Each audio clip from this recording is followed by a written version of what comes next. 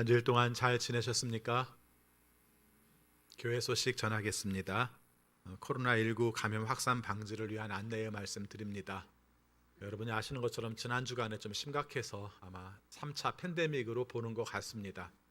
아마 오늘쯤에 이제 2.5단계로 가지 않을까 그런 생각을 하는데, 전국으로 될지 아니면 수도권으로 될지는 좀 두고 봐야 될 것 같습니다. 2.5단계가 중요합니다. 2.5단계가 되면 다 비대면 예배로 드려야 됩니다. 교회에서 못 드립니다. 여러분이 기억하시고, 또 비대면으로 드리게 되면 제가 목회 서신을 보내겠습니다마는 그렇게 기억을 하시고, 아마 이번 주간에 좀 그런 변동이 있지 않을까 그런 생각을 합니다. 늘 안전에 주의해 주시고요. 또 여러분들 스스로 많이 모이는 데 가지 않으시도록 하시고, 교회에서 좌석을 앉을 때에도 가능하면 좀 넓게 떨어져 앉으세요. 테이프 붙여 있는데, 스티커 붙어 있는 데만 기준으로 삼지 마시고 좀 떨어져서 좀 앉을 수 있도록 그렇게 해주시기 바라겠습니다. 그리고 뭐 다 지금까지도 잘 해오셨습니다만은, 만약에 감염 됐다든가 아니면 감염 아니어도 가족 중에 발생을 했다든가 그런 경우도 저한테 알려주시기 바랍니다. 교회에 알리지는 않고 또 제가 또 참고를 해야 될 문제가 있기 때문에 그런 내용들도 미리 살펴주시기 바랍니다. 제가 생각할 때는 빨라야 내년까지 우리가 함께 이런 식을 살아야 될 것 같습니다. 기억하시고 안전에 늘 주의해 주시기 바랍니다. 다음 주 주일날 세례 예식을 거행합니다. 해당되시는 분들은 아마 세례 문답이 미리 있을 텐데 그 시간에 맞춰서 오시고요. 다음 주간 여러분 기억해 주시기 바랍니다. 2021년도 사역 신청 및 변경, 구역 변경 신청을 12월 6일까지 해 주시기 바라겠습니다. 기관 2020년 결과 보고 2021년 운영계획서 제출은 오늘이 마감입니다. 홈페이지에다가 여러분들께서 직접 올리시면 되겠습니다. 그리고 기관 재정의 잔액은 선교비로 지원하게 되는데, 이번에는 아산 신창에 있는 비전 외국인 교회를 돕도록 하겠습니다. 원래 오늘이 마감인데 만약에 오늘까지 안 되신 기관은 수요일까지 해주시면은 그 사이에 좀 전달을 좀 하려고 합니다. 그래서 토요일쯤 전달하려고 하는데 여러분께서 이렇게 맞춰주시면 고맙겠습니다.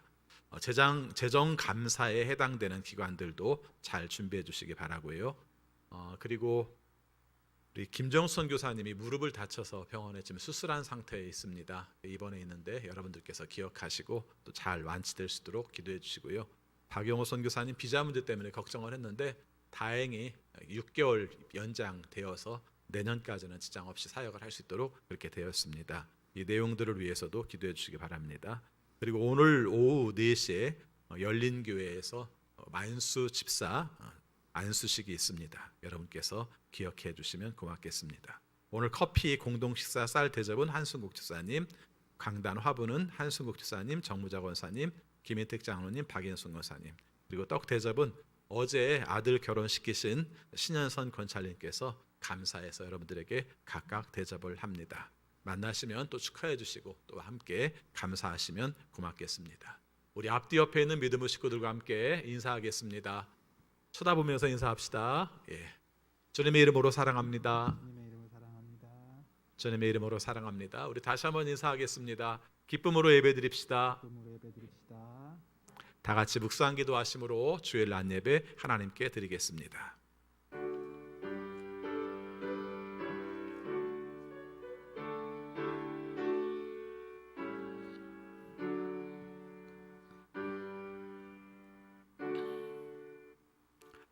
오너라 우리가 엎드려 경배하자. 우리를 지으신 주님 앞에 무릎을 꿇자. 그는 우리의 하나님이시요 우리는 그가 기르시는 백성이며 그가 손수 이끄시는 양떼다. 오늘 너희는 그의 음성을 들어보아라. 너의 마음을 완고하게 하지 말아라. 아멘. 사랑의 아버지 하나님, 저희들을 사랑하셔서 지난 주일 한 주간 동안 주님의 은혜 가운데 살게 하여 주시고 오늘 거룩한 주일 주 앞에 나와 예배하게 하심을 감사드립니다. 주님께 부름받은 저희들 영과 진리로 예배드리고 싶습니다.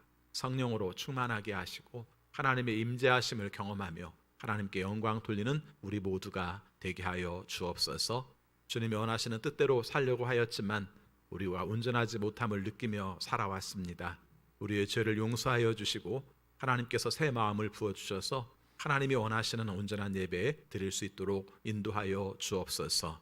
예수 그리스도 이름으로 기원하옵나이다. 아멘. 다 같이 일어나셔서 경배 찬송 44장 오소서 임마누엘 이어서 부르시겠습니다.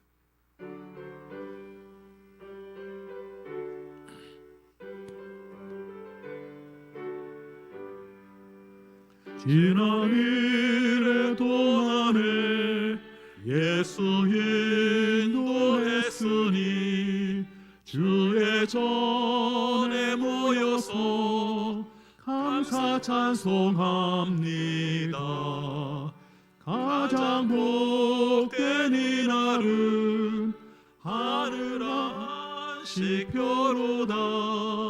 가장 복된 이날은 하늘 안식표로다. 주의 공로 힘입어 은혜 주신 빌때에 화목하게 하시고 죄를 벗겨주소서. 세상 걱정 버리고 은혜 받게 하소서. 세상 걱정 버리고 은혜 받게 하소서. 하나님의 이름을 찬송하러 왔으니 모임 중에 계시고 영광 나타내소서. 기쁜 하늘 잔치에 참여하게 하소서. 기쁜 하늘 잔치에 참여하게 하소서. 주의 기쁜 복음을 모두 듣게 하시고 주의 은혜 베풀어 위로하여 주소서. 주님 오실 때까지 이날 지키리로다. 주님 오실 때까지 이날 지키리로다.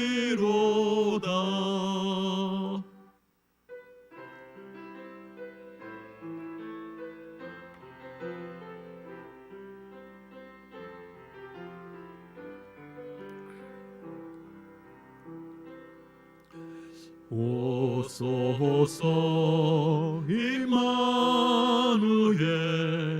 우리는 주님을 기다립니다. 오소서 임마누엘, 우리와 함께 하시는 임마누엘. 기뻐하라 온 민족이여, 임마누엘이 마시리. 기뻐하라 온 민족이여, 임마누엘이 마시리. 오소서 임마누엘. 오소서 임마누엘, 우리는 주님을 기다립니다. 오소서 임마누엘, 우리와 함께 하시는 임마누엘. 기뻐하라 온 민족이여, 임마누엘이 마시리. 기뻐하라 온 민족이여, 임마누엘이 마시리. 기뻐하라 온 민족이여. 기뻐하라 온 민족이여, 임마누엘이 마시리. 기뻐하라 임마누엘이 마시리. 아멘. 사도신경으로 우리의 신앙을 고백하겠습니다. 나는 전능하신 아버지 하나님, 천지의 창조주를 믿습니다. 나는 그의 유일하신 아들 우리 주 예수 그리스도를 믿습니다. 그는 성령으로 잉태되어 동정녀 마리아에게서 나시고 본디오 빌라도에게 고난을 받아 십자가에 못 박혀 죽으시고 장사된 지 사흘 만에 죽은 자 가운데에서 다시 살아나셨으며 하늘에 오르시어 전능하신 아버지 하나님 우편에 앉아 계시다가 거기로부터 살아있는 자와 죽은 자를 심판하러 오십니다. 나는 성령을 믿으며 거룩한 공교회와 성도의 교제와 죄를 용서받는 것과 몸의 부활과 영생을 믿습니다. 아멘. 자리에 앉으시기 바랍니다. 이 시간 함께 기도하실 때 사공자옥 사모님 기도 인도하시겠습니다.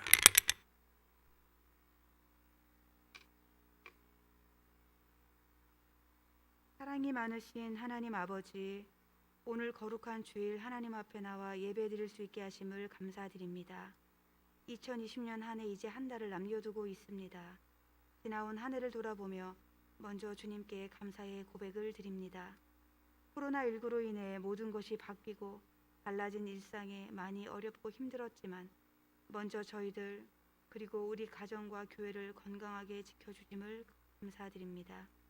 그러나 우리가 상황을 바라보며 조건적인 감사를 하기보다는 모든 것을 주관하시는 아버지 되신 하나님을 온전히 신뢰하며 범사에 감사할 수 있도록, 또 그리 아니하실지라도의 감사까지 우리의 입에서 고백될 수 있도록 성령 안에서 우리의 믿음이 성숙되어 가게 하시고 하나님이 기뻐하시는 온전한 분량에까지 자라도록 인도하여 주시옵소서. 오늘부터 대림절이 시작됩니다.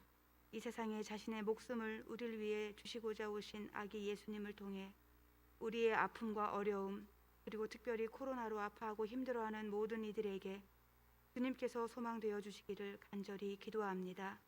특별히 교회 안에 아픈 지체들을 위해 기도하오니 주님 속히 치료하여 회복시켜 주시고 병상의 자리에도 주님이 늘 함께 하셔서 이겨낼 새 힘도 더하여 주시옵소서. 오늘도 담임 목사님께서 전해주시는 말씀을 통해 하나님의 뜻을 깨닫게 하시고 그 말씀을 삶에 적용하는 저희가 되게 하여 주시고 그 말씀의 능력으로 살아가는 한 주 또 한 달이 되게 하여 주시옵소서. 오늘 드려지는 교육부서의 예배 가운데도 동일한 은혜를 주시고 먼저 안전한 가운데 예배할 수 있도록 안전과 건강을 지켜주시고 무엇보다 자라나는 우리 교육부서 아이들이 말씀 안에서 예수님을 만나는 역사가 있게 도와주시옵소서. 이제 또한 수능을 앞두고 있는 자녀들에게 세상의 기준에 따라 두려워하거나 좌절하는 자녀들이 아니라 그들이 세상의 거룩한 기준이 되게 하시고 믿음으로 승리하는 자녀들이 되게 하시고 준비한 모든 것들을 잘 발휘할 수 있도록 마음의 평안도 허락하여 주시옵소서. 여러 가지 일로 교회를 위하여 수고하고 봉사하시는 손길들도 기억하여 주시고 2020년 한 해 잘 마무리할 수 있는 은혜도 허락하여 주시옵소서. 이 모든 말씀 예수님의 이름으로 기도하옵나이다. 아멘.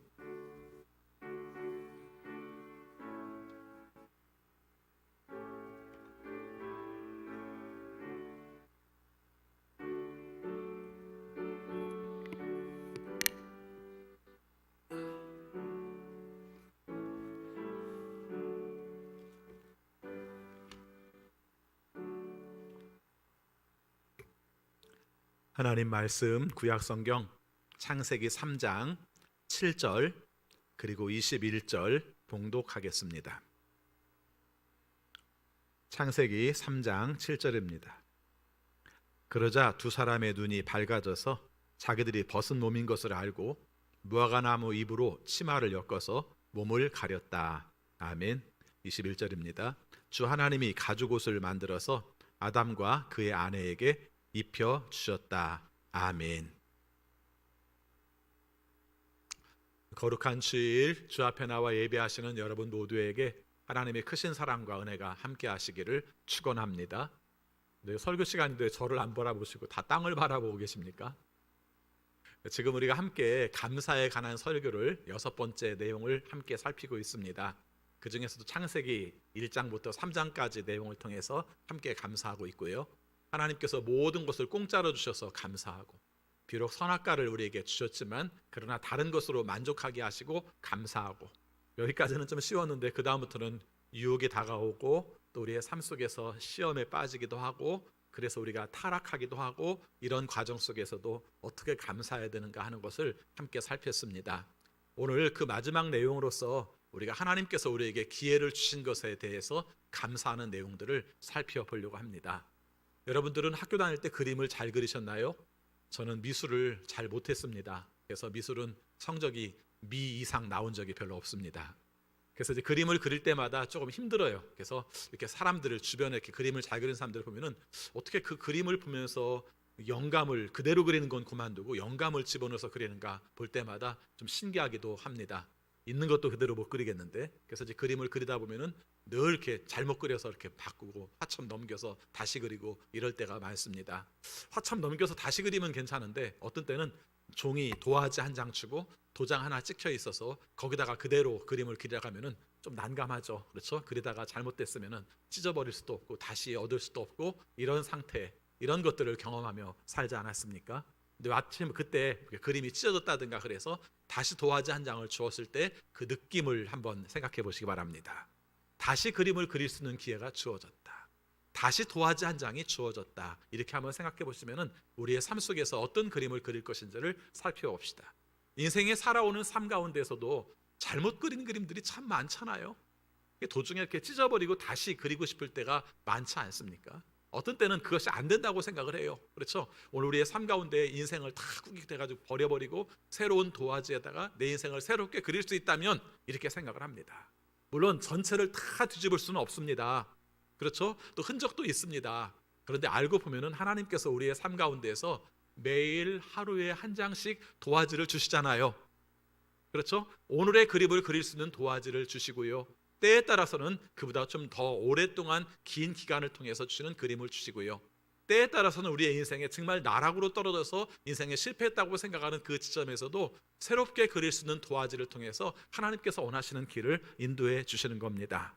근데 그 도화지 한 장 주는 자리가 어떤 자리인가 생각했는데, 제가 지금까지 감사와 연결시켜서 설교를 해서 그런지 저는 하나님 앞에 감사의 고백을 하는 자리가 새로운 도화지 한 장 받는 자리라고 생각을 합니다.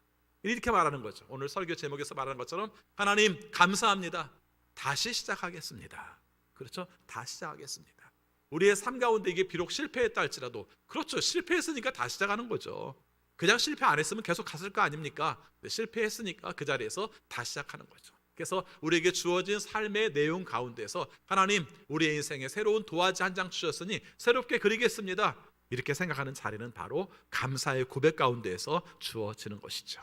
오늘 말씀을 들으면서 하나님 앞에 감사 고백을 하는 가운데 여러분의 인생의 새로운 도화지들을 새롭게 그릴 수 있어서 그것으로 말미암아 인생을 아름답게 그려나갈 수 있는 여러분 모두가 되시기를 바라겠습니다.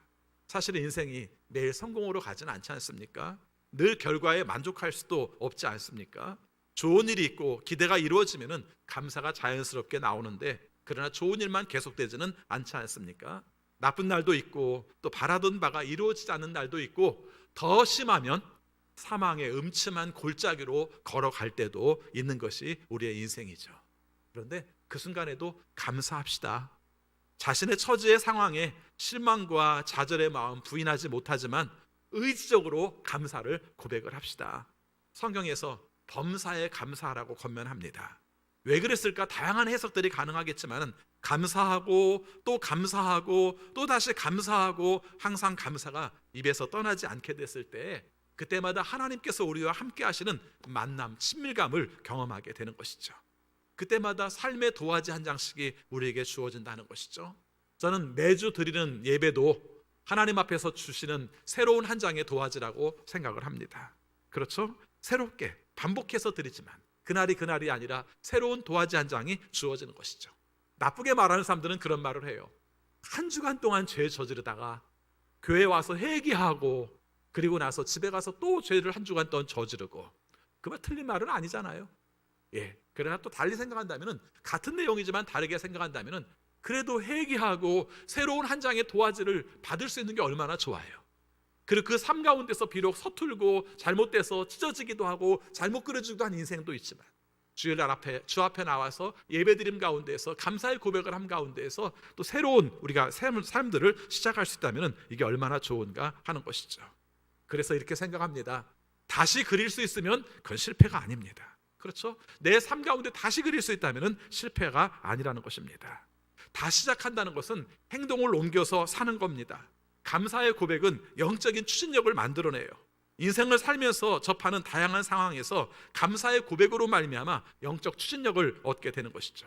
아무것도 남아있지 않은 상황에서 감사합니다, 다시 시작하겠습니다 이렇게 외칠 때 기적처럼 움직이고 또 일어나서 발걸음을 내딜 수 있는 힘이 생기는 것, 이것이 바로 감사의 고백에서 나오는 것입니다. 감사는 오뚜기입니다. 벌떡 다시 일어나죠. 넘어졌지만은 어떤 공격을 받지만 다시 벌떡 일어나서 하나님이 원하시는 모습으로 일어설 수 있는 것입니다. 살다 보면 후회가 될 때도 있고 불평도 나오고 불만도 나오고 또 자기 주장 또 경쟁 등으로 인해서 수많은 생각들이 우리를 힘들게 할 때가 많습니다.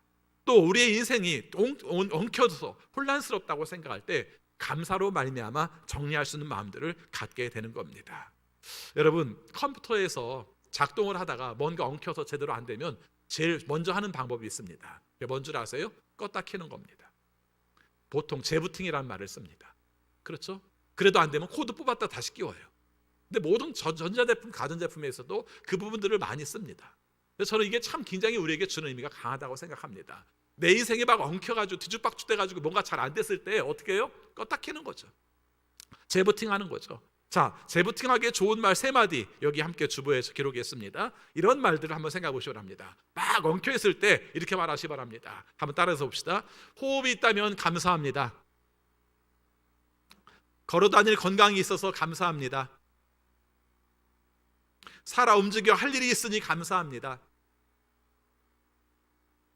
예, 오늘 주보에 써 있으니까 그 문장 3문장을 한번 여러분 기억하시고 외우시고요. 그리고 맨 마지막 문장 감사합니다, 다시 시작하겠습니다. 이 4문장은 우리가 감사의 문장으로 꼭 기억을 하시면 좋겠습니다. 호흡이 있다면 감사하십시오. 걸어다닐 건강이 있다면 감사하십시오. 살아서 움직여야 할 일이 있다면 감사하십시오. 이것이 바로 하나님 앞에서 우리가 최선으로 행복해지는 비결이고 또 일어설 수 있는 비결이라는 것을 말해보고 있습니다. 절망하는 순간 절망에 묵상하지 말고 절망에서 일어날 수 있는 기폭제는 감사다. 감사하면 다시 시작할 수 있다. 다시 시작할 수 있다는 자체가 감사하다. 이 마음으로 살아가는 우리 모두가 되시기를 바랍니다. 오늘 성경의 본문은 여러분이 아시는 것처럼 이런 말씀이 나옵니다. 아담과 하와가 선과 악을 알게 하는 나무의 열매를 따먹었어요. 그리고 눈이 밝아졌습니다. 그리고 벌거벗은 것이 부끄러웠다고 표현을 하고 있습니다. 그래서 무화과나무 잎으로 치마를 만들어서 자신의 몸을 가렸다 이렇게 말을 합니다. 사실은 여기까지 하나님께서 아담과 하와를 징계하신 내용들을 우리가 볼 수 있죠. 그렇죠? 아담과 하와 징계한 내용이 몇 가지죠. 해산의 수고를 겪어야 된다. 남편이 너를 늘 지배하려고 할 것이다. 남자들에게는 땅이 저주받아서 소산이 나오기 힘들 것이다. 흙에서 왔으니 흙으로 돌아갈 것이다. 그리고 마지막 장면은 에덴에서 축출. 그래서 모든 것이 다 끝장난 것처럼 보여요. 그렇죠? 하나님 앞에 타락함으로 말미암아 징계를 받아서 끝장난 것처럼 보이는 아담과 하와의 인생에 성경에서 아주 짧지만 근데 그 말이 희망적인 말씀이 등장을 하죠. 뭐라고 말합니까? 21절 말씀 보니까 주 하나님이 가죽 옷을 만들어서 아담과 그의 아내에게 입혀주셨다라는 말씀입니다. 여러분 생각해 보시기 바랍니다. 이게 도대체 어떤 의미입니까? 모든 것이 다 끝장나버리고 징계로 모든 것이 끝나버린 것 같은 그 상황 속에서 하나님께서 친히 가죽 옷을 만드시고 그 옷을 아담과 하와에게 입혀주셨다 한 그 내용이 어떤 의미가 있습니까? 끝장 안 났다는 겁니다. 그렇죠? 끝장 안 났다는 겁니다. 여러분, 무화과나무 잎으로 만든 치마가 소용이 없었기 때문에 하나님께서 가죽옷을 만들어 주셨다는 것입니다. 무슨 뜻입니까? 가죽옷은 징계가 내려진 이 세상에서 힘든 인생을 살아가는데 있어서 유일한 생명줄이라는 겁니다. 내 삶 가운데 새롭게 시작할 수 있고 새롭게 기회를 만들 수 있고 관계를 회복하게 하시는 역사를 누가 먼저 손 내미셨어요? 하나님이 손 내미셨다는 겁니다. 우리가 하나님께 손을 내민 게 아니라 하나님께서 아담과 하와에게 손 내미셔서 가죽옷을 만들어주시고 가죽옷을 입혀주심으로 말미암아 하나님께서 관계의 회복을 말씀하셨다는 것입니다. 아주 쌀쌀맞은 사람들은 그렇게 얘기할 겁니다. 이게 뭐예요? 병 주고 약 주는 거예요? 언제는 징계했다가 언제는 옷 입혀주고, 이게 뭐예요? 여러분, 이게 우리 인생이에요. 여러분, 부모의 마음을 생각해 보세요. 애가 말을 안 들어서 해초리를 친 다음에 안티프라민을 발라주면서 눈물을 흘리는 엄마의 마음을 생각해 보세요. 이게 바로 하나님의 마음이에요. 그렇죠? 너가 벌 저지를 줄 알았어. 내가 그래서 혼내버릴 거야. 너는 그냥 안 둘 거야. 이게 아니라 죄를 안 저지르기를 바랬지만, 그러나 저지른 가운데서 징계를 하지만 그럼에도 하나님께서 아파하시는 그 마음으로 그에게 옷을 입히신 것이 바로 오늘 내용이라는 것입니다. 여러분, 이 부분을 우리가 잘 살펴보시기 바랍니다. 여러분, 이 부분의 해석에 있어서 중요한 부분이 있습니다. 그냥 짤막하게 하나님께서 가죽옷을 만드셔서 사람들에게 입혀주셨습니다, 이렇게 끝날지 모르지만 이 부분은 굉장히 많은 해석의 여지를 남기고요, 앞으로 신앙에 있어서 구원에 관한 내용이 나올 때마다 이 3장 20절 말씀이 중요한 말씀이 돼요. 그렇죠? 왜 그런 줄 아세요? 거기다 해석을 붙이거든요. 어떤 해석을 붙입니까? 가죽옷을 만들었다? 그럼 어떤 문제가 생깁니까? 동물의 희생이 나오는 거죠. 그렇죠? 예, 동물의 희생이 나오는 거예요. 동물이 죽었어요. 그렇죠? 이 죽은 것이 결과적으로 연결되는 게 뭐가 됩니까? 제사가 되는 거예요. 죽음으로 제사가 되는 것이죠. 그리고 이것은 또 하나의 중요한 역할을 앞으로 보여주게 되는데, 예수 그리스도께서 죽으심으로 말미암아 우리들을 구원하시는 내용을 말씀해 주는 것이죠. 이 세 단계가 이루어지는 거예요. 그래서 처음 하나님께서 가축을 죽게 하시고 그로 말미암아 가죽옷을 만들어서 그 사람에게 새로운 희망을 주셨고, 구약 사람들에게 제사의 제도를 그것을 알게 하셨고, 그로 말미암아 하나님과의 관계 속에서 죄의 용서를 알게 하셨고, 예수 그리스도께서 죽으심으로 말미암아 우리가 구원을 받게 하심으로 하나님의 사랑을 깨닫게 하셨고, 이게 세 가지로 연결되는 내용이 이 말씀 속에 있게 되는 것이죠.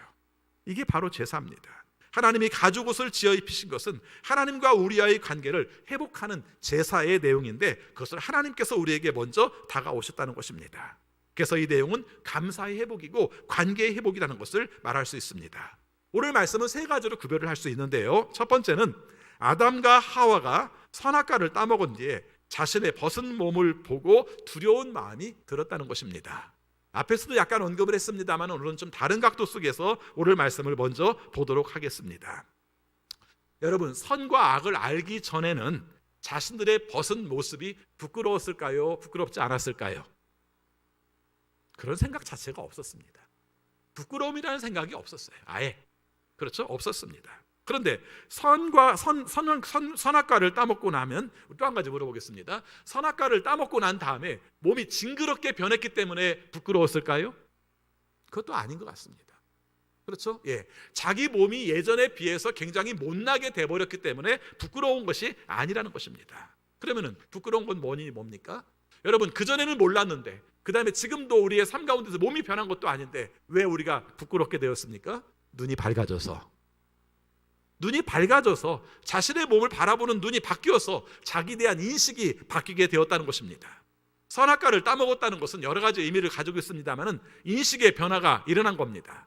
자기 인식이 없었을 때는 자기가 어떤 존재인지에 대해서 평가를 할 필요가 없었습니다. 그런데 자기 인식이 있게 되니까 자기에 대해서 부정적으로 보게 되었다는 것이죠. 물론 사람들을 보면은, 야, 너는 이렇게 긍정적이냐? 참 무한 긍정이다. 너는 모든 걸 바라보고 다 긍정적으로만 바라본다. 이런 사람들도 있어요. 그러나 그 사람들마저도 자신의 삶 가운데서 어떤 상황이 되면은 자기 자신에 대해서 부정적으로 보는 게 사람이에요. 그리고 대부분의 사람들은 어떻습니까? 자기 자신에 대해서 부정적으로 봐요. 못났고 잘 못하고 가진 것 별로 없고 다 못하고 안 되고, 이런 측면 속에서 바라보는 게 바로 인간이라는 것이죠. 그래서 심하게 말하면 인간 본성의 타락 속에서 가장 먼저 드러나는 것은 뭡니까? 자기 자신에 대한 부정적인 인식을 갖게 되었다, 이렇게 표현할 수가 있는 것입니다. 여러분, 아까도 말씀드렸습니다마는 자신의 벗은 몸이 부끄러웠다. 이게 자기 자신을 인식하기 전까지는 아무 문제가 없었는데, 자기 자신을 인식하고 나니까, 우리가 생각을 갖게 되니까 우리가 자신이 부족하게 되고 불만족스러운 존재로 보게 되었다는 것을 말씀할 수 있습니다. 그럼 물어봅시다. 그럼 타락 이전의 상태는 온전했을까요? 여러분, 타락 이전의 상태는 완벽했을까요? 저는 그것도 아니라고 생각합니다. 그렇죠?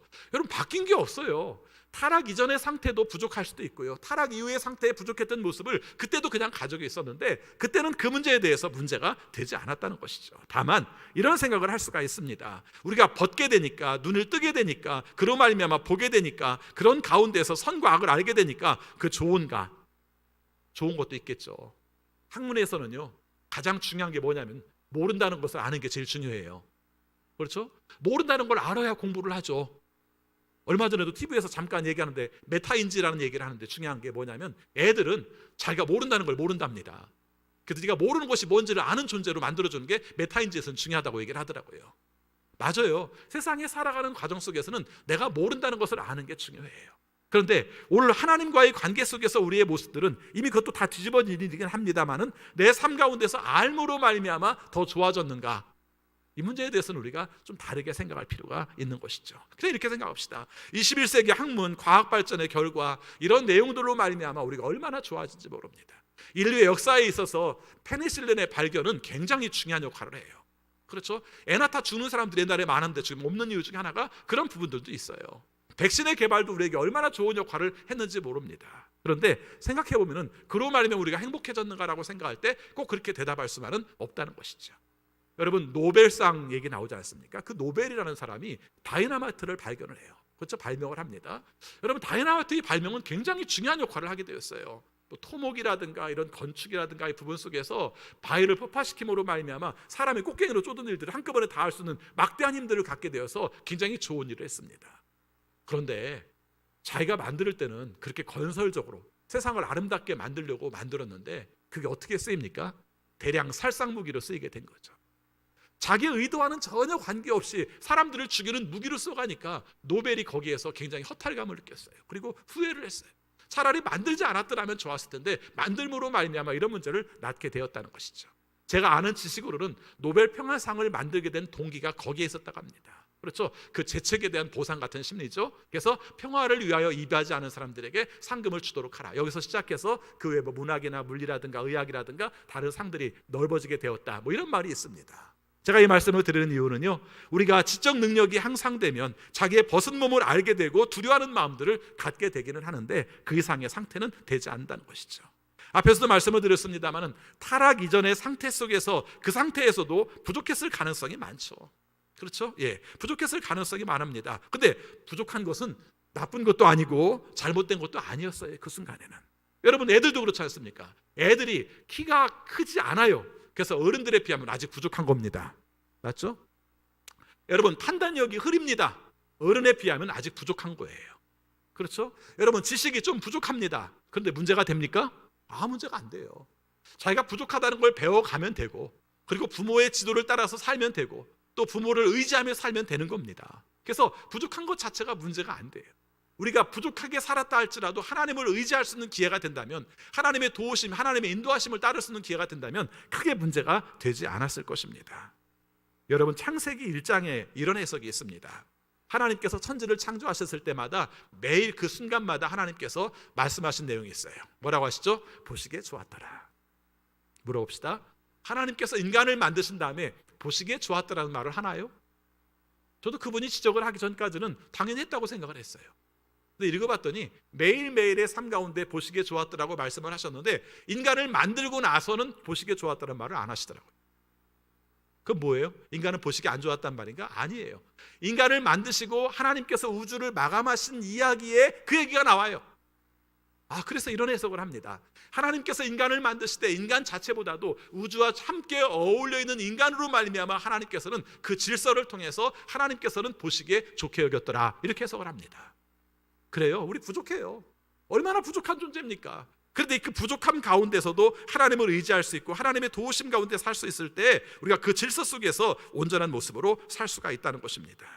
여러분 오늘 말씀을 통해서 하나님께서 우리가 왜 두려워하게 되는가? 사실은 하나님을 의지할 때는 아무 문제가 없었는데 하나님을 의지하지 않다 보니까 타락하다 보니까 근본적으로 문제 있는 존재가 되었다. 그래서 우리가 두려워하는 것은 무서워하는 것은 부끄러워하는 것은 결과적으로 하나님과의 관계의 단절이다 이렇게 말할 수 있습니다. 여러분 두 번째 생각하려고 하는 것은 아담과 하와가 무화과나무 잎으로 치마를 엮어서 자신의 몸을 가렸다는 말씀입니다. 벗은 것이 부끄러워서 그리고 이것은 결과적으로 내가 벗은 것이 부끄럽다는 것은 이것이 부족하다는 것을 말하는 겁니다. 그렇죠? 벗은 것이 왜 부끄러워요?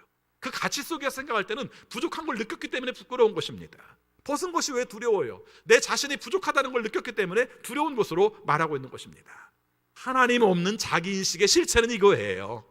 하나님 앞에서 나를 보면 아무 문제가 없는데 하나님 없는 상태에서 나를 보면 부족한 것 투성이고 그것으로 말미암아 부끄럽고 그것으로 두려운 것이 바로 우리의 모습이라는 것입니다. 그러다 보니까 어떻게 합니까? 자꾸 부족함과 두려움을 해결하려고 무화과나무 잎으로 치마를 만들어 입지 않습니까? 그렇죠? 그래서 무화과나무 잎으로 치마를 만들어 입은 행동은 결과적으로 내 부족함, 내 두려운 마음을 해결하는 인간의 노력으로 우리가 생각할 수 있는 것입니다. 여러분, 사람들이 허세가 많은 사람, 그거 다 무화과나무 이파리예요. 그렇죠? 왜 허세가 많아요? 나의 부끄러움을 과장시켜서 부끄럽지 않게 보이려고 허세를 하는 거죠. 그렇지 않습니까? 가끔 그런 생각을 하는데 여성해방운동이 많이 벌어졌던 70년대에는요 여자들이 여기다가 뽕을 많이 넣었어요. 기억나세요? 마이라고 말하는 옷에 여기 뽕이 많이 들어갔더라고요. 요즘 다 그거 없어졌잖아요. 왜요?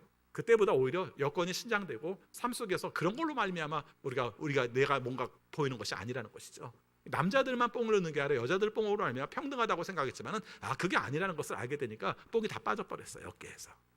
왜 제가 이 말씀을 하냐면요, 오늘 우리의 삶 가운데서 의외로 그런 부분들이 많아요. 나를 가리려고, 나의 부끄러움을 가리려고 나를 치장하고 나를 만들어가는 과정들이 하나님 앞에서도 얼마나 그런 것들이 많은가 하는 것이죠. 이게 결국 뭐냐면은 하나님과 분리됨으로 말미암아 타락한 인간의 자의식이에요. 그렇죠? 인간 스스로 많은 노력을 해보고 인간 스스로 어떻게 해결해 보려고 하지만 되지 않는 그 부분들을 가리키는 거예요. 그래서 우리가 심리학이라든가 종교적 통찰이라든가 이런 걸 통해서 우리 자신들을 발견하려고도 하고 우리가 깨달아가려고 노력을 합니다만은 한마디로 말하면 무화과나무 이파리로 만든 치마에 불과하다는 것을 말하고 있습니다. 우리의 삶 가운데서 인간의 자존감을 회복할 수 있고 상처를 치유할 수 있고 자아 분석을 할 수 있는 능력이 어디에서 나오는가?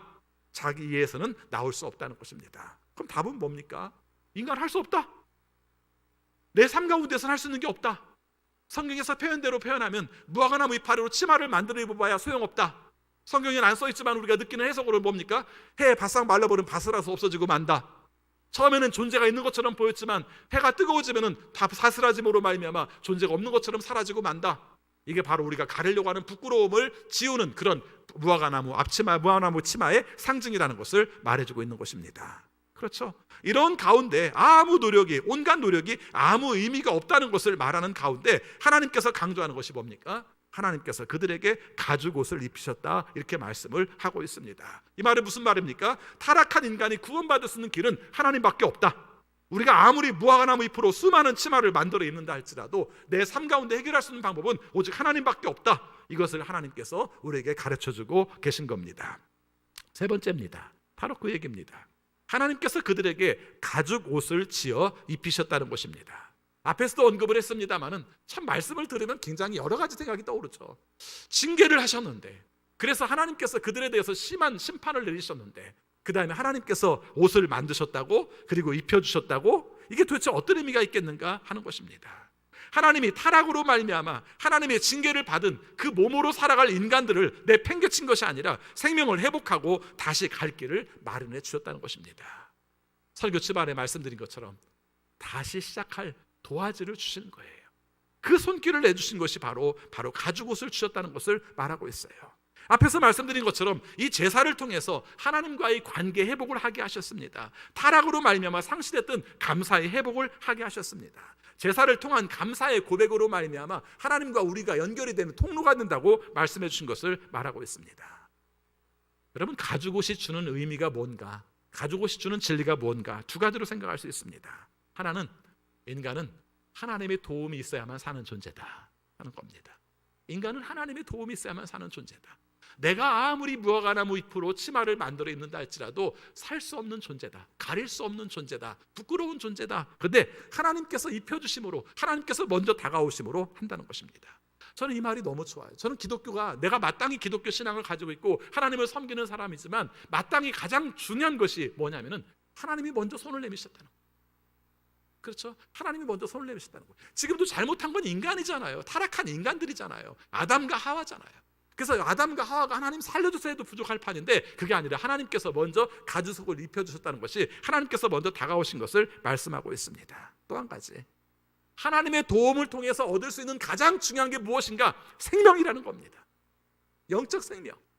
우리의 삶 가운데서 많은 것들이 필요하죠. 그렇지 않습니까? 근데 그 모든 물질이나 힘이나 이런 것들이 아니라 인간이 인간으로서 살아갈 수 있는 가장 중요한 것은 하나님이 주시는 생명이 가장 중요하다는 것을 하나님께서 우리에게 가르쳐주고 계신 것입니다. 동물의 피를 통해서 제사 방식을 가르쳐 주셨고요, 예배드리는 자세나 마음가짐으로 말미암아 하나님을 살아계신 분으로 믿고 인정할 수 있는 마음들을 우리에게 허락해 주신 것입니다. 선악과를 따먹은 결과 하나님이 경고하신 대로 아담과 하와는 영적으로 죽은 존재가 되었어요.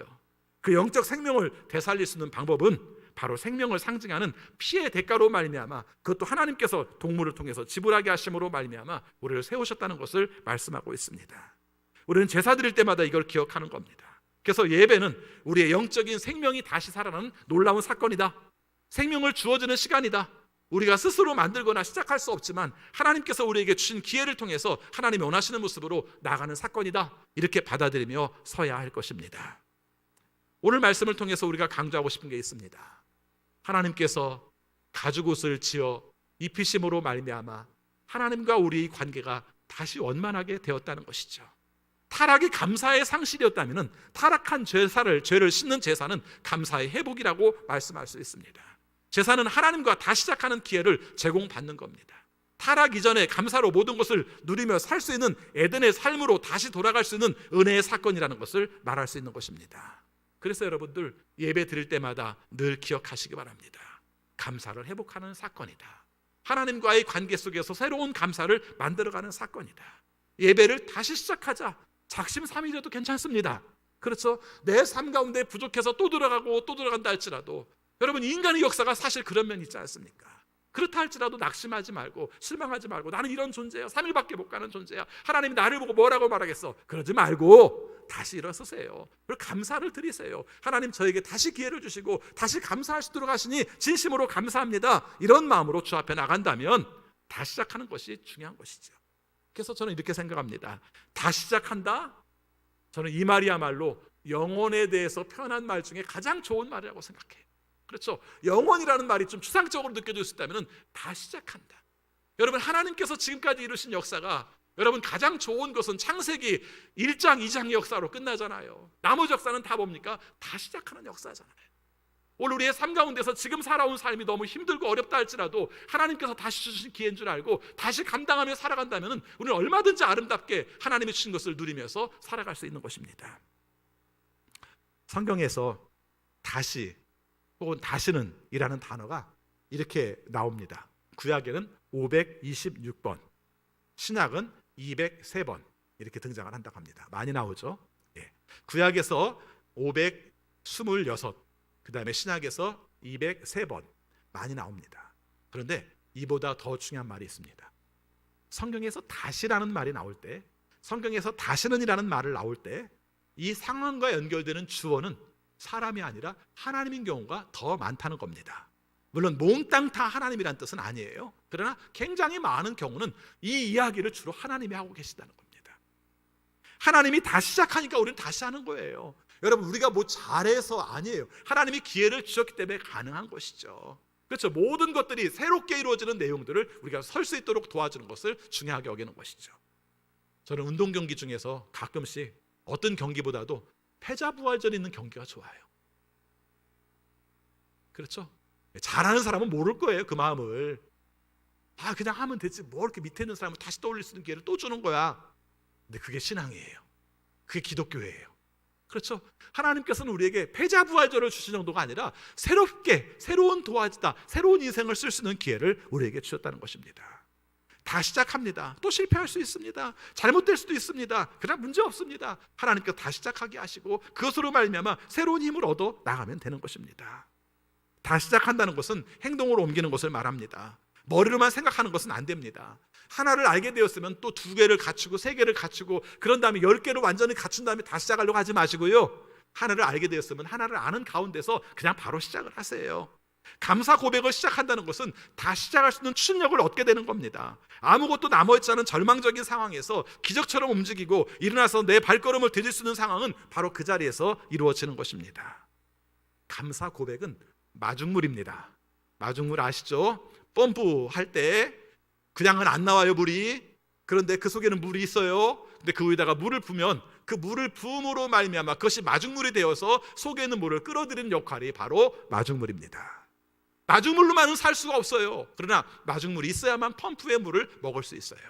오늘 우리의 삶 가운데서 감사의 의미를 그렇게 생각해 봅시다. 다시 시작하는, 물을 계속 샘솟게 하는 마중물, 이건 뭐냐? 감사다. 그래서 하나님 앞에 늘 고백하는 겁니다. 감사합니다. 이제 다시 시작하겠습니다. 타락 이전의 창조의 상태로 돌아가지는 못할지 모르지만 하나님께서 새롭게 지어주신 재창조의 삶 가운데에서 하나님이 주신 것으로 말미암아 마음껏 누리며 하나님이 원하시는 뜻대로 마음껏 사역하며 하나님께서 원하시는 능력으로 새롭게 시작하는 삶들을 살도록 하겠습니다. 우리가 함께 이렇게 생각하며 살자는 것입니다. 코로나19 상황, 누구도 겪어보지 못했던 삶을 우리가 1년 동안 겪었습니다. 이 가운데서 우리가 나락으로 떨어진 내용들이 얼마나 많은지 모릅니다. 사실은 저는 요즘 굉장히 중요한 기도 제목 중에 하나가 우리 성도님들, 그 중에서도 어린 자녀들의 신앙의 문제를 가지고 많이 기도를 합니다. 많이 심각해요. 그렇죠? 어린이들은 그런 대로 좀 나옵니다만은 유아부와 영아부는 숫자가 굉장히 적어요, 지금. 그렇죠? 부모님이 못 나오면 아이들은 못 나오니까 지금 굉장히 적은 상태로 우리가 예배를 드리고 있습니다. 사실은 아이들이 처음 영아부 가고 처음 유아부 갈 때 굉장히 힘들어하거든요. 예배가 적응이 잘 안 돼서. 근데 적응하면서 우리가 함께 신앙생활을 해야 되는데 그 기간이 1년 동안 딱 단절돼 버렸어요. 그럼 그 다음에 나올 때는 얼마나 힘들을까? 그 신앙생활을 하는 것 자체가 예배에 관한 것들이 얼마나 익숙하게 진행될 수 있을까 생각할 때마다 많이 힘들어요. 뭐 어른들도 마찬가지 아닌가요? 수요일 날도 나오고 새벽에도 나오고 교회에서 봉사활동도 하고 다른 사람들을 돌아보면서 위로하고 격려하던 사람들이 딱 1년 동안 멈춰진 부분들이 많잖아요. 이렇게 되었을 때 우리의 삶 가운데 어떻게 이것을 이끌어갈 것인가 많은 고민을 해요. 그러면서도 또 한 가지 생각하는 것은 하나님께서 우리에게 다시 기회를 주시면, 하나님께서 우리에게 다시 시작할 수 있도록 하시면, 하나님께서 우리의 마음 가운데 지금도 코로나 상황 가운데서도 다시 시작하는 마음을 주셔서 하나님과의 관계 속에서 회복하게 하시면 일어설 수 있는 게 아닌가 하는 것이죠. 우리 성도님들 중에서 자영업 하시는 분들이 밑바닥을 켜요. 그렇죠? 여러분 생각해 보시면 합니다. 우리 교인 중에 피트니스 하시는 분이 계세요. 어떤 상황인지 아시겠죠? 예, 이루 말할 수가 없어요. 시작하는 상황부터 지금까지 문 닫았다가 열었다가, 그래서 회원이 좀 모집되면은 또 이런 문제가 한번 터질 때마다 또 환불해 가고 또 연기해 가고 이런 일들을 반복해요. 피트니스만 그런 게 아니라 사업하시는 분들이 되게 그렇게 살고 있어요. 너무 안타깝죠. 불안하죠. 그러나 하나님께서 우리의 삶 가운데 그것에 굴하지 않고 그것의 상황에 넘어지지 않고 내가 모든 것이 어렵고 모든 것이 힘들다 할지라도 하나님께서 나에게 주신 힘으로 말미암아 그것을 감당하게 하실 줄 믿습니다. 이런 마음을 가지면 기꺼이 감당할 수 있는 것이죠. 혹시 여러분들 인간관계로 말미암아 아니면 사람에 대한 실망 때문에 아니면 내가 어떤 기대했던 것들이 무너짐으로 말미암아 다 끝난 거 버릇처럼 생각하지 마시고요. 하나님 앞에 그때마다 말씀하시기 바랍니다. 감사합니다. 제가 밑바닥을 봤습니다. 다시 시작하는 기회라도 알고 다시 시작하겠습니다. 감사합니다. 다시 시작하겠습니다. 이렇게 말함으로 말미암아 거기서 힘을 얻는 것이죠. 사람들이 다 비슷해요. 그런데 중요한 것은 감사의 마음을 가지고 다시 시작하는 사람은 일어서고요. 자기 자신을 묵상하면서 자신의 문제점들을 지적하면서 자신의 부족을 한탄하면서 그 문제에 대해서 스스로 해결하려고 하면 넘어져요. 무화과나무 치마처럼. 오늘 하나님께서 우리에게 가죽옷을 지어주신 것은 감사합니다. 다시 시작하겠습니다라는 것을 우리에게 주시기 위해서, 그런 기회를 주시기 위해서 우리에게 다가오셨다는 것을 늘 기억하며 그것으로 말미암아 힘을 얻고 그것으로 다시 한번 일어설 수 있는 우리 모두가 되시기를 축원합니다. 기도하겠습니다. 아버지 하나님, 저희들을 사랑하셔서 오늘 말씀으로 우리 자신을 보게 하심을 감사합니다. 삶의 많은 노력들이 결과적으로 내가 부족한 존재라는 것을 알게 될 때가 너무 많습니다. 살아보면 살아볼수록 우리가 얼마나 부끄러운 존재인지, 그리고 세상이 얼마나 두려운 존재인지를 깨달으며 살 때가 많습니다. 하나님을 믿고 살고 하나님 안에서 산다고 말하면서도 하나님을 의지하지 못해서 우리의 부끄러움 자체만을 묵상할 때가 많았음을 주 앞에 고백합니다. 그런 나를 아시고 그런 우리를 아시고, 그래서 우리의 삶 가운데에서 동물을 희생시키시고 가죽옷을 만드셔서 우리에게 새로운 옷을 입혀주시며 그것으로 새롭게 시작하게 하시고 다시 시작할 수 있는 기회를 주심을 진심으로 감사합니다. 하나님께서 먼저 다가오셨습니다. 하나님께서 우리에게 생명을 주셨습니다. 하나님께서 우리의 삶 가운데에서 새로운 의욕을 주셨습니다. 이 믿음을 가지고 이 세상을 잘 겪어나갈 수 있도록 인도하여 주옵소서. 코로나19로 말미암아 너나 할 것 없이 모두가 많이 다운되어 있는 상태에 있습니다. 그러나 우리의 연약함을, 우리의 불행함을 묵상하지 않게 하시고 하나님께서 거기서 다시 시작하게 하시고 하나님을 새롭게 만날 수 있도록 우리의 인생의 도화지를 한 장 새롭게 깔아 주옵소서. 예수 그리스도 이름으로 기도하옵나이다. 아멘.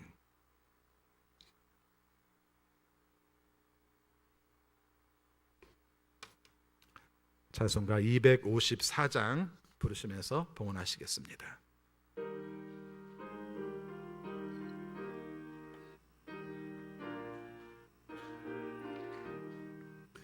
내 주의 보혈은 정하고 정하다. 내 죄를 정케 하신 주 나로라 하신다. 내가 주께로 지금 가오니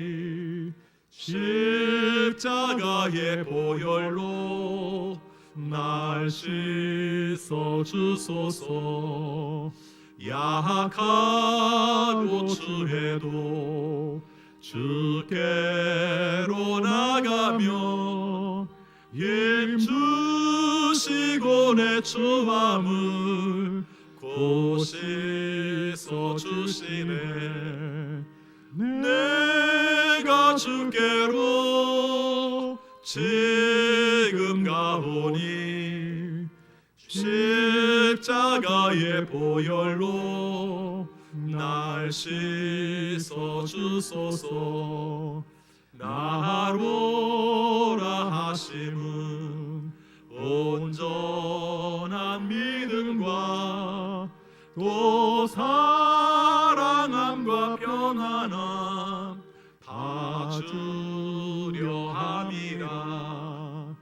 내가 주께로 지금 가오니 십자가의 보혈로 날 씻어 주소서.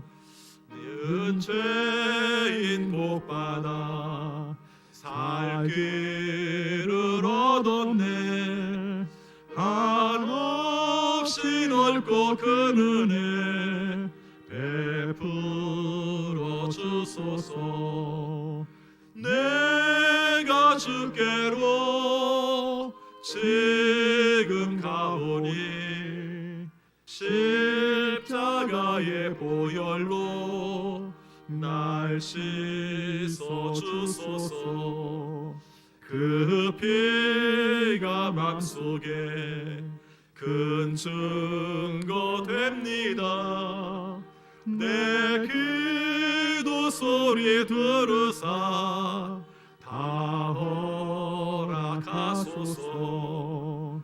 내가 주께로 지금 가오니 십자가의 보혈로 날 씻어 주소서.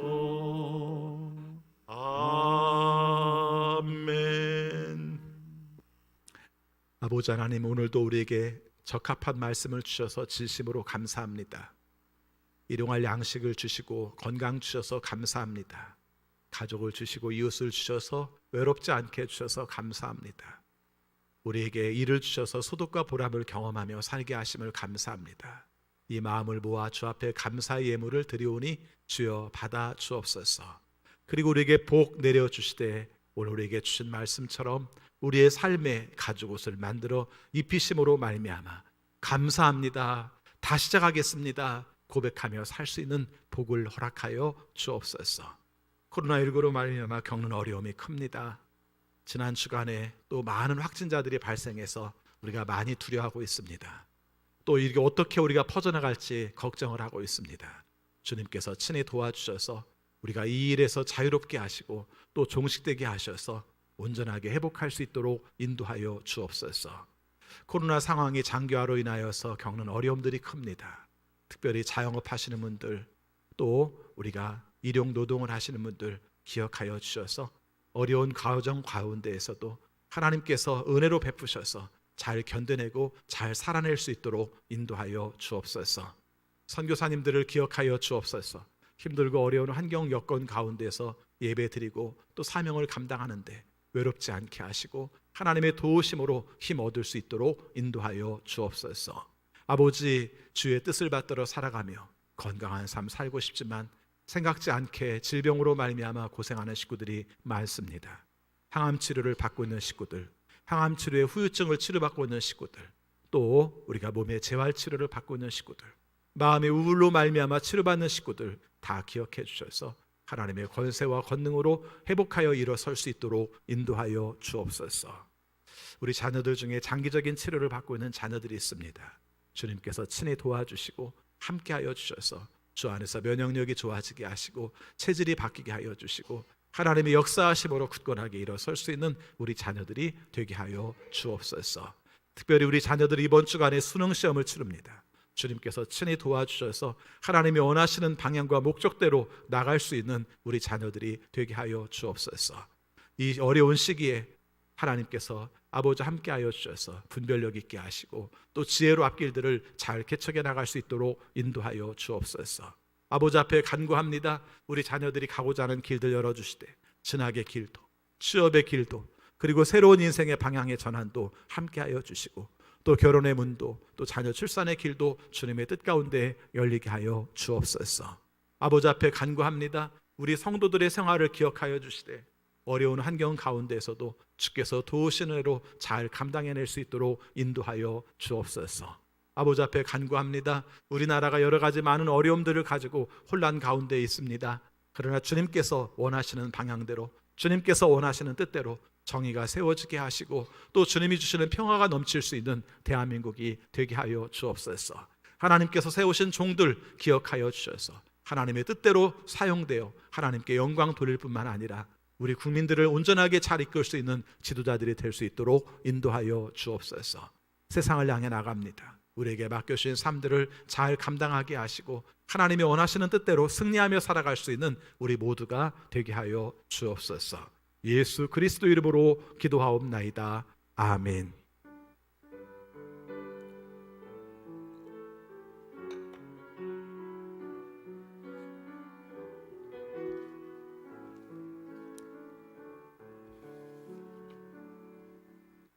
다 같이 일어나셔서 결단의 찬양 부르시겠습니다.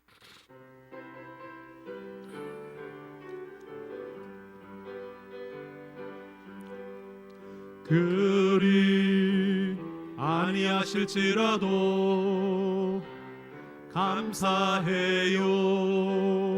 주님 뜻을 믿기 때문이죠. 그리 아니하실지라도 사랑해요. 합력해서 선을 이루어요. 언제나 나를 향한 신실한 사랑, 우리를 향한 그 크신 사랑, 우리가 함께 높이며 주를 찬양해. 할렐루야, 하나님께 영광. 우리 주 예수 그리스도의 은혜와 거룩하신 하나님의 사랑하심과 성령님의 감화, 감동, 역사, 교통, 위로하심이 실패하고 징계받고 타락한 모습 가운데서도 우리를 구원하여 주셔서 하나님의 뜻대로 살게 원하는 우리 모든 성도들에게 지금부터 영원까지 함께하옵시기를 축원하옵나이다. 아멘.